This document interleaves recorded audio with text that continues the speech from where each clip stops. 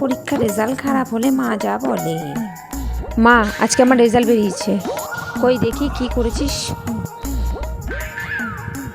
ছি ছি, এটা কোনো রেজাল্ট হলো? এই রেজাল্ট দেখার জন্য এতগুলো টিচার দিয়ে রেখে দিয়েছি। তোর বাবা এত কষ্ট করে মাথার ঘাম পায়ে ফেলে রোজগার করে এনে সব পয়সা তোর পিছনে ঢালছে এই রেজাল্ট দেখার জন্য, তাই তো? এই শুরু হয়ে গেল রে মহাভারত। এই নাম্বার দিয়ে প্রতিটা সাবজেক্টে 1-2 নাম্বারের জন্য পাস করে গেছিস ফেল করতে করতে। এই নাম্বার দিয়ে কোনোদিনও কোথাও চাকরি জোটাতে পারবি তুই? পাস তো করে গেছি, এরকম করে বলার কি আছে? চুকা নির্লজ্জ মেয়ে একটা। তোর দ্বারা আর পড়াশোনা হবে না, ছেড়ে দে না। কেন পড়াশোনা করছিস বলতো?